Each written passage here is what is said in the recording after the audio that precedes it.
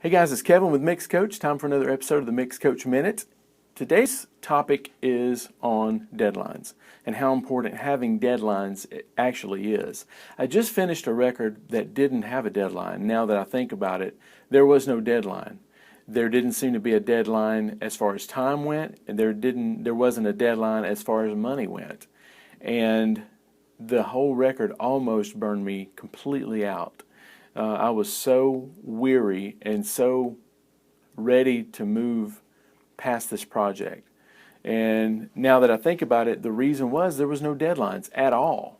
There was no monetary deadlines, even though, there was no, it seemed like the client could spend money that they wanted to spend, but there wasn't a lot else to do, anything else. There was no time deadline, and it was just like whenever we finish it, that's when it's done. And that's when I found that we ended up going back and redoing things that we had done before because there was no deadline. There was no anchor. There was no line in the sand that said, no, we don't have time to do this.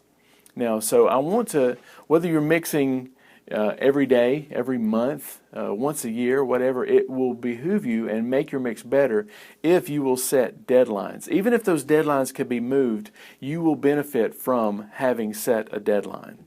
So I had a friend to call me the other day, and her husband mixes, and she said, how do you know when you're finished with a mix? My husband seems to go back, and he'll say that he's finished with a mix, and then the next thing you know, he's down there working on it again. And I think the reason is there's not a deadline on it. There is no finishing point, and it has to be turned in by now, and this has to be done. There's none of that. And if there was, he wouldn't be going back and doing it again. So now, if you're doing it for practice, that's one thing. Having it done the first time was the first deadline, and then you can go back, open it up, and see if you can improve it. But at some point, it has to be finished and then become practice after that. But you have to finish it because the only way you're going to get better at what you're doing is look at what you did, the finished work of what you did, and then say, what can I learn from this to apply to the next one? Don't work on this one unless you're just practicing. But okay, that was an episode of the Mix Coach Minute. I hope you liked it. I hope it was helpful. If you want to hear some really cool tips, check out 5 Things Every Great Mixer Knows.